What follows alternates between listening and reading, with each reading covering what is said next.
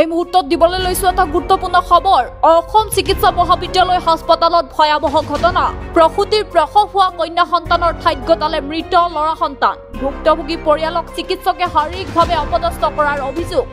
লখিমপুৰৰ ভুক্তভোগী পৰিয়ালটোৰ ডিব্ৰুগড় সদৰ থানাত গোচৰ ৰুজুৰ। ঘটনাক লৈ সৃষ্টি হৈছে উত্তপ্ত পৰিস্থিতি। পুনৰবাৰ জনাইছো, অসম চিকিৎসা মহাবিদ্যালয় হাস্পতালত ভয়াৱহ ঘটনা। প্ৰসূতিৰ প্ৰসৱ হোৱা কন্যা সন্তানৰ ঠাইত গতালে মৃত ল'ৰা সন্তান। ভুক্তভোগী পৰিয়ালক চিকিৎসকে শাৰীৰিকভাৱে অপদস্থ কৰাৰ অভিযোগ। লখিমপুৰৰ ভুক্তভোগী পৰিয়ালটোৰ ডিব্ৰুগড়ৰ সদৰ থানাত গোচৰ ৰুজু আৰু ঘটনাক লৈ এতিয়া সৃষ্টি হৈছে উত্তপ্ত পৰিস্থিতি। মোৰ নাম মোহাম্মদ সাইফুল হুছেইন। মই লখিমপুৰৰ পৰা আহিছিলোঁ ডিব্ৰুগড়লৈ। মোৰ মানুহজনী মানে প্ৰেগনেঞ্চি আছিলে কাৰণে আহিছিলোঁ। তাৰপৰা ৰেফাৰ কৰি কিনি দিছিলে আছমিনা বেগম। তে মানে ৰেফাৰ কৰি দিয়াৰ পিছত মানে অহাৰ মই 16 তাৰিখে আমি আহিছোঁ। 16 তাৰিখে অহাৰ পিছত মানে আমাৰ এদিনৰ আগত চেকআপ কৰিছে, তাৰপিছৰ পৰা চেকআপ কৰা নাই। তে মানে মোৰ মানুহজনী কালি ৰাতি মানে অলপ বিষাই আছিলে কাৰণে মই কি কৰিলোঁ, ওপৰলৈ লৈ আহিলোঁ। ওপৰলৈ লৈ অহাৰ পিছত মই ডক্টৰজনীক ক'লোঁ যে মেম ইয়াৰ অলপ বিষ উঠিছে, আপুনি চাই দিয়ক। এনেকৈ কথা শিকে বেজী দি দিলে। বেজী এটা দি কিনি বিষটো কমাই দিলে। কমাই দিয়াৰ পিছত মই কি কৰিলোঁ, কমি গ'ল কাৰণে মই তলত লৈ গুচি গ'লোঁ। তাৰ আপোনাৰ 10-15 মিনিট পিছত মানে নাৰ্ছ এজনী আহিছে। নাৰ্ছ এজনী অহাৰ পিছত মোক ক'লে যে দাদা আপুনি বাহিৰত ওলাই যাওক, চেকআপ কৰিম। চেকআপ কৰিলে। চেকআপ কৰাৰ পিছত তেতিয়া মোক মাতি কিনি মোক ক'লে যে দাদা আপুনি চিন্তা কৰিব নালাগে, আপোনাৰ বাচ্চাটো আপোনাৰ বেবীটো একদম হেল্ডি আছে, একদম টেনশ্যন ল'ব নালাগে, আমাৰ মানুহজনীও ঠিকেই আছে। নাৰ্ছে ক'লে। তো সেইটো কৰাৰ পিছত কৈছোঁ হ'ব, এনেকৈ যদি আছে যে মোৰ টেনশ্যন নাই, মই আকৌ শুবলৈ যাওঁগৈ, আকৌ আমাক বাহিৰত শুব লাগে। বাহিৰলৈ আমি গুচি আহিলোঁ। অহাৰ পিছত তাৰ নেক্সট আজি ৰাতিপুৱা মোক ফোন মাৰিলে। ফোন মৰাৰ পিছত মানুহজনী 5টা বজাতে চিজাৰিং ৰুমত লৈ আহিলে। লৈ অহাৰ পিছত কি কৰিলে, চিজাৰিংটো এতিয়া অলৰেডি আগতে কৰি থৈছে। কৰি থোৱাৰ পিছত মোক ফোন কৰি মাতিলে যে আপুনি লেবাৰ ৰুমলৈ আহক, আপোনাৰ মানুহজনীক চিজাৰিং কৰিম। তেতিয়া মই আহিলোঁ। অহাৰ পিছত মোক কি কৰিলে, চাইনটো ল'লে। চাইনটো লোৱাৰ পিছত মই জাষ্ট ওলাই কিনি গৈছিলোঁহে গেটৰ পৰা বাহিৰত। গেটৰ পৰা বাহিৰত ওলাই যোৱাৰ লগত মোৰ মানুহজনীক ওলাই দিলে। মই আকৌ গৈ সুধিলোঁ যে ছাৰ ইমান জল্দি চিজাৰিংটো নহয়, ইমান জল্দি চিজাৰিং হ'ল যে? কয় নহয় তোমাৰতো এইটো ঠিকে আছে, স্পীড হৈ গ'ল বুলি ক'লে। চবত নৰ্মেল, চবৰে টাইম লাগে, মোৰতো ইমান স্পীড কেনেকৈ হৈ গ'ল? তে মানে সুধিলোঁ যে মোৰ ল'ৰা হৈছে নে ছোৱালী? মই আকৌ কথাটো সুধিলোঁ। মোক মানে একো নক'লে। মই কৈছোঁ ক'ত আছে? তেওঁ বেবী ভিতৰত আছে, ঠিকে আছে বুলি ক'লে। তেনেকুৱা কৰাৰ পিছত কি কৰিলে, মানুহজনীক লৈ কিনি মই ওপৰত শ্বিফ্ট কৰি দিলোঁ। ওপৰত আপোনাৰ নাম লিখিব কৈছোঁ, নামটো নিলিখিলে, নাম চাম একো নিলিখিলে, এনেকৈ থাকি গ'ল। মামাহঁতে চবেই গ'ল, গৈ কিনি সুধিছে নামটো দেখাব নোৱাৰিলে। মামাই অলপ হাল্লা চিল্লা কৰিলে যে নামটো কেলৈ আপোনালোকে লিখা নাই, এটেণ্ডটো ৰাখিব লাগিছিলে, নামটো নিলিখাৰ পিছত মামাই অলপ খং উঠি গ'ল। মামাই ক'লে কাৰণে সেইটো ধামাটো মানে লিখিলে। আৰু চিজাৰিং যোনজন কোনে ক'লে ছোৱালী আছিলে, মোৰ মানুহজনী মোক ক'লে। তোমাক কোনে কৈছে ল'ৰা হ'ল বুলি? মোক আকৌ নাৰ্ছে ক'লে। মানুহজনীক কোনে কৈছে ছোৱালী হৈছে? মানুহজনীক মানে যোনে আপোনাৰ চিজাৰিং কৰিছে সেইজনে মানে আপোনাক কৈ দিছে যে তোমাৰ ছোৱালী হৈছে বুলি।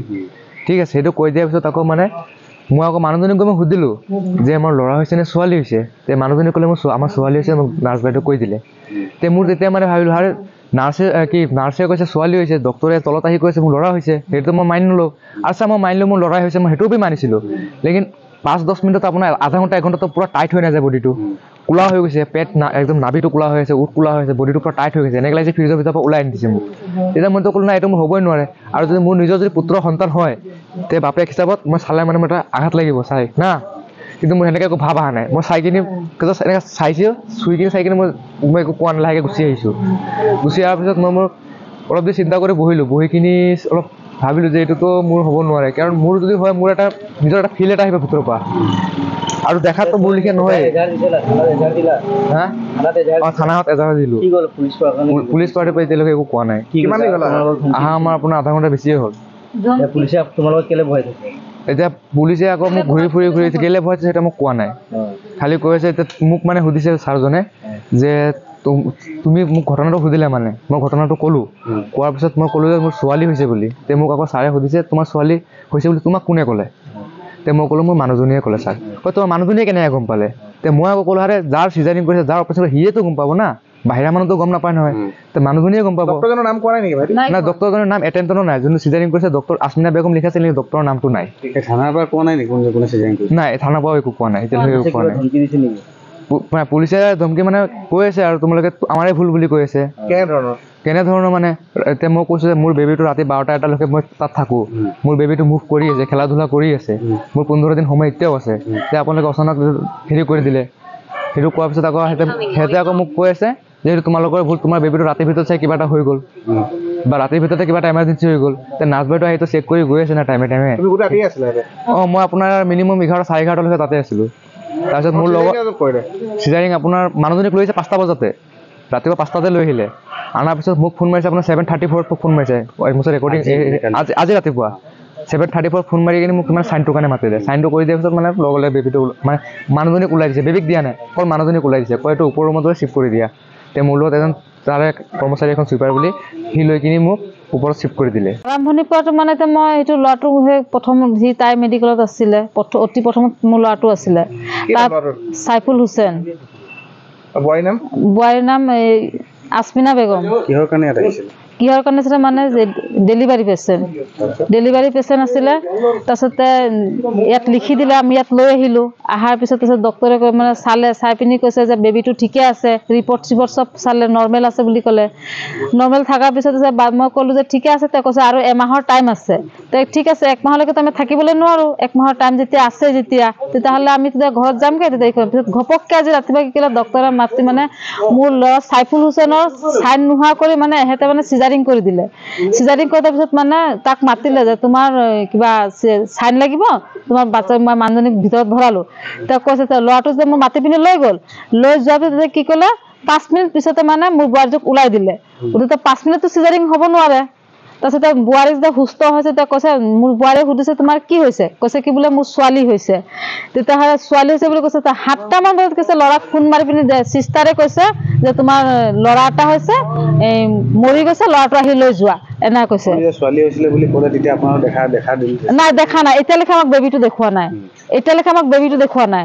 তেতিয়া কৈছে আপোনালোকে চাইন ঠাইন কৰি বেবীটো লৈ যাক, এনেকৈ বুলিছে। মই কৈছোঁ এতিয়া চাইনটো মই নকৰোঁ। ঠিক আছে, মোৰ বোৱাৰীজনীক কোনে চিজাৰিং কৰিছে মই সেই ডক্টৰজনৰ লগত কথা পাতিবলৈ বিচাৰিছোঁ। ঠিক আছে, এইটো মই সেয়া মেডিকেলত ক'লোঁ, চিষ্টাৰক ক'লোঁ। এইটো কেই নম্বৰ ডিপাৰ্টমেণ্ট আছে, এইটো কেই নম্বৰত আছে, সি তাত আছে। কি নাম লৈ গ'লো। তাৰপিছত চিষ্টাৰে ক'লে কি বোলে তোমালোকৰ বোৱাৰী কোনে চিজাৰিং কৰিছে সেইটো ডক্টৰৰ নাম নাই। তেতিয়া মই ক'লোঁ ডক্টৰৰ নাম নোহোৱাকৈতো চিজাৰিং কৰিব নোৱাৰে। তেতিয়া ৰেফাৰে ক'লে কি তলত যাক। তেতিয়া মই তললৈ আহিলোঁ। তলত অহাৰ পিছত তেতিয়া কৈছে কি আপুনি ওপৰত যাক। তেতিয়া মই আকৌ ওপৰত আহিলোঁ। তেতিয়া কৈছে কি বোলে আকৌ তলত যাক, কৈছে মই আকৌ তলত আহিলোঁ। মই কৈছোঁ হাৰে এইটো কি লগাইছে আপোনালোকে, নাৰ্ছজনীয়ে কৈছে। তাৰপিছত নাৰ্ছে কৈছে মই তলত ওপৰত কি লৈছে। পিছত গৈ যোৱাৰ পিছত মোৰ ভাইটিয়ে তেতিয়া খং কৰিলে যে আপোনালোকে কি বোলে এনেকৈ কৈছে। তেতিয়া মই ক'লোঁ যে বাইদেউ আপোনালোকে যদি চাইন নোহোৱা কৰি যদি কোন ডক্টৰে চিজাৰিং কৰিলে আমাকতো মানুহটো লাগিব ন, তেতিয়া কাগজ লওক আমি কেনেকৈ বোলে ৰিচিপ্ট আনক, আমাৰ লগত ৰিচিপ্টে নাই। তেতিয়া মই বোৱাৰীকে ল'ৰাক গৈ মাতি সুধিলোঁ যে বেটা ডক্টৰে কিবা ৰিচিপ্ট দিছে নেকি, কৈছে একো দিয়া নাই। বোৱাৰীক গৈ সুধিলোঁ, কৈছে একো দিয়া নাই।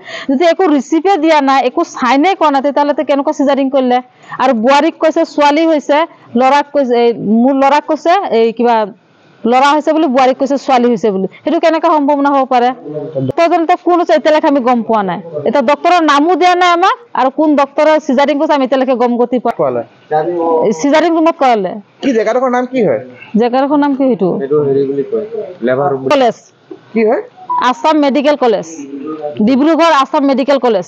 ইয়াত কিয় আহিব থানাত আহিলে মানে তেতিয়া কি বোলে এহেঁতে কোনোবা পুলিচ মাতিলে, তাৰে কোনোবা পুলিচ মাতিলে, মাততে মানে থানাত আহিলে। তাতে আমাক আহিলে, আমাক সোধ-পোছ কৰিছে। এহেঁতে মানে আমাকে ৰং ধৰি আছে, আমি ভুল কৰিছোঁ বুলি কৈছে। ছাৰহেঁতে কৈছে যে ইয়াত থানাত যে আহিলোঁ, ছাৰে কৈছে তোমালোকৰ ভুল আছে। আমাৰ কেনেকুৱা ভুল হ'ব, কৈছে তোমালোকে জগৰ লগাইছে। আমি কেনেকুৱা জগৰ লগালোঁ।